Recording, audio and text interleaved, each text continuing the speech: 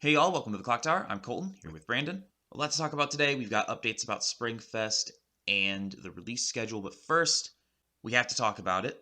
Bushiroad announced just a few hours before we started recording this that a player had cheated at Rumble. It was later revealed that Vince, who had achieved a top 8 in 2 of those 3 tournaments, was the player in question. Bushiroad banned him from taking part in official tournaments until August of 2023, and he has had his placement in the tournament in question annulled. Bushiroad did not specifically name Vince. Vince released a statement a little later on saying that it was him. In that statement, not only admitted that he did in fact cheat, but also stated that he would be stepping away from the game. His team, Team TXC, released a statement as well, saying that they were obviously disappointed, but that they would continue playing, although the channel, their YouTube channel, would be closed down. After evidence was brought forth pointing out other instances of earlier cheating, Vince later admitted to cheating over the last year and a half across several different major tournaments of online play. Obviously, a ton to digest here. Brandon, Vince has been one of the most respected players, one of the best players in the Weiss scene for a very long time. So this news sucks. It just sucks across the board. Obviously cheating is kind of one of the cardinal sins of card games, and that's something that a lot of people are not ever going to get over. But I do hope that eventually we see that redemption so that the community can heal. I think that's valuable, and I think that that's ultimately necessary. So obviously, as we've said, this is a huge disappointment. I will say, though, one kind of addendum to all of this, in Zabutan's statement, Zabutan of Team TXC, they stated that they're still supportive of online events, despite obviously this occurring during an online event and the very public nature of online cheating the past couple of events. And obviously I agree, this is something we've talked about quite a bit. I think part of the reason that this is becoming very public is because these games were caught on stream, right? So, you have hundreds of people potentially watching these games and then watching, these on-demand videos or, rewatching over and over again. I don't think that cheating is more rampant in online events than it is in in-person events. I just don't. I think it's easier to see it because of the nature of streaming and the nature of the audience. But whatever someone's perspective is on the nature of cheating in an online events are still very necessary for reasons we talked about earlier. Things like access, things like, people in places where there aren't tournaments, people who can't leave, people who can't be in physical spaces because of illness or incapacity. I still think it's really important. I agree. I think that that's one of the big things that online tournaments has opened up, is opened up the Weiss community to be able to reach out into areas that it couldn't before. With the localization of tournaments being in very specific spots continuously, it really restricts access to people that can only access those events. Whereas the online tournaments open that up to not only people that are unable to attend such tournaments because of timing or whatnot, because of location. Yeah. It has allowed people to be able to get into the game, to be able to see gameplay at higher level of competitive play, and to be able to just allow people to see the game from a different light.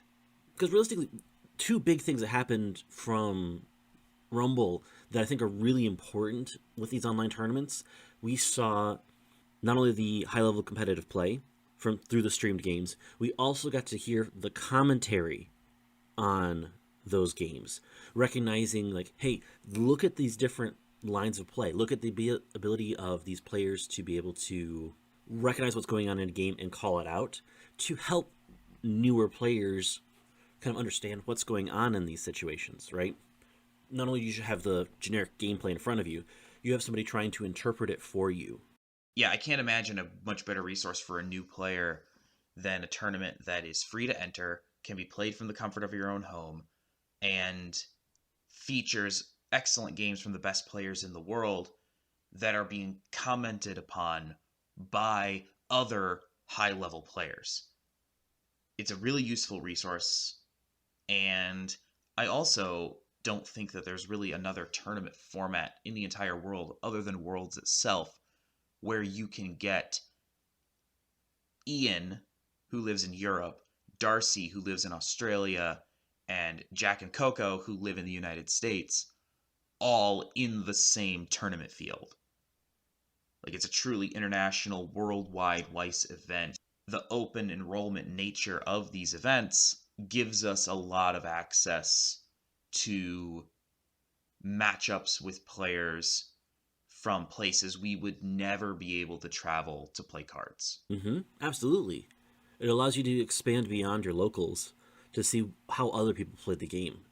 Yeah, the generation of a truly worldwide meta is advanced by these international cross-boundary online tournaments.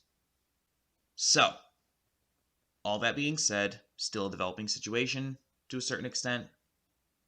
I don't think there's really anything else we're going to be saying about this unless there is another development that matters. But for now, we are going to set that aside. That's all we have to say on that matter. We're going to move on to the news. So, to the news. There are a couple of things. One, Springfest. Trios. Some dates and times have been announced. Looking at the schedule so far, there are 15 regional tournament dates announced. The first one taking place April 2nd to 3rd in California in the United States. There are going to be 6 in North America and Latin America scheduled so far, 7 in Europe, and 2 in the Asia-Oceania region. In North America, so cities have been announced for all but the 6th regional, which is the Mexico regional, taking place in June. They do not have locations yet.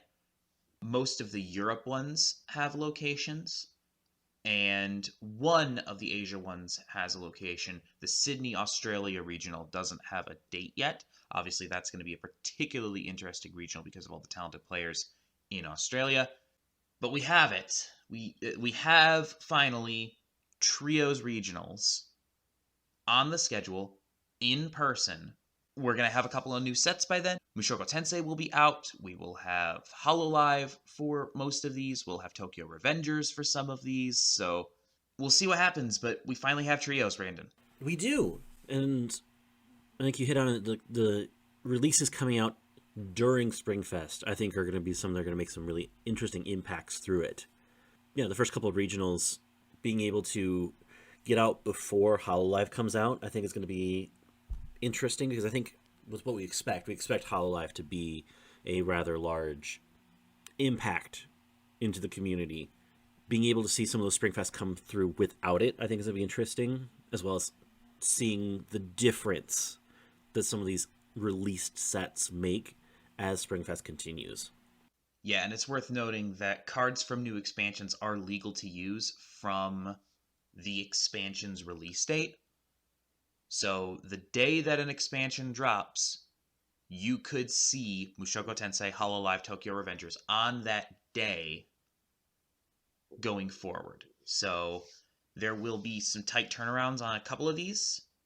We'll see, how many people are, trying to crack boxes and build some kind of meta list from these new sets on, the weekend of release. But that's definitely a thing that can happen potentially, and also could potentially happen given that more tournaments could be scheduled as well. We'll see what happens. We anticipate more updates to the schedule, but for now, this is the schedule, link in the description. Starting in April, we will see Springfest Trios. And no, we are not going to do a complete data set for all 15 of these tournaments. We're going to talk probably about whatever gets publicly released. I don't think we're going to be able to do the spreadsheet thing for every one of these regionals. But who knows? Who knows how much data will get released and, how much we decide that we hate ourselves during these months. So I think you're setting the bar rather low there, Colton. I love doing what we do for the major online tournaments, but I'm not going to lie, it's exhausting. And you do most of the data collection and analysis, and I get exhausted by the parts that I do. So I think it yields some good results, but we'll see what we decide to do with the Springfest data, assuming that there's Springfest data to even talk about, because that alone is somewhat speculative. We do note that, especially talking about a little bit about releases here, we did get a release for DanMachi being July 15th. So we've now had releases for most of the announced sets already. We don't have a date yet for AOT Final Season, but we do have dates for Fate Grand Order being June 3rd and DanMachi being July 15th. It's also worthy to note that they did announce that prices were going to increase for everything except the booster boxes. Notably, they just changed the format for it this month, so that price was already accounted for probably in that change. We're not sure how much of an increase the prices are going to go up by, but it's likely going to be very minimal. So be aware of that, as that potentially may increase prices of different things. So we're running lower on that kind of information. One set yet to have a date on it, and then we will have dates for everything that we already know is coming out to English. Because right now we're under 5 months at this point out of knowing all of the dates for stuff released. Yeah, it feels weird knowing that we're probably going to get a set around Labor Day that we have no clue what it's going to be. No indication at all. We've talked about some things that might be some stuff that, is in JP that could migrate to English. And, we've talked about that in other videos. We're not going to rehash that here. We'll see what happens. Importantly, Camelot will come out during Springfest, the end of Springfest. So there will be tournaments where Grand Order Camelot will be playable. DanMachi is announced to be released after every Springfest date we've seen. So unless they decide to extend Springfest into July, which feels unlikely, DanMachi will come out post Springfest. And as you said, Attack on Titan probably August. So we'll see what happens. Maybe we'll get some clues at the JP Spring announcement seamless transition. That's coming up, has been announced, has a date. If there's anything interesting for English potentially that happens during that stream, we will talk about it. But anything that gets announced at the JP announcement stream, we're talking about stuff that's literally going to be a year and a half out from English if it makes it into English at all. That's not going to help us solve the what comes out at the end of 2022 puzzle. With the idea that there's going to have the JP stream here soon, I suspect then that means they're going to have the English stream announced relatively soon that they're going to have it. They've said that they want to do this quarterly, so a quarterly announcement coming up here soon would make a lot of sense. Especially if they also announce the prizes for Springfest during that. That would be really fantastic idea too, since Springfest is coming up pretty quick. Yeah, it would be nice to know more details about Springfest, but this is Bushiroad, and they tend to release details whenever they happen to release details. So we'll do what we can with what we have. And what we have right now is at least, I think, most of a schedule for Springfest, which is exciting. Most of a release schedule for the summer, which is also pretty exciting. And then we have nothing for what happens after this summer. Bushiroad just announced that they are going to put out PR packs to the tournament stores. These 2-card packs have different Hololive characters in them, all with the same abilities. What's interesting to note with this, that they have the English Hololive characters on them, and they're going to be tournament legal with Hololive coming out in April. Very similar to how they're going to do the packs for Mushoku Tensei, so looking forward to that. We will look forward to getting more information, and when we get it, we'll talk about it here. But until next time, that's all we have for today. Thank you so much for joining us. We'll be back on Thursday with 5 cards, 5 minutes for Bang Dream. Next week, more Weiss 101 and more gameplay on Tuesday and Thursday. respectively. And then in 2 weeks, another Clock Talk, maybe with more updates about Springfest and product streams. Who knows? In any case, until next time, thank you so much for joining us. Please like, share, comment, and subscribe, and have a good one. See you then.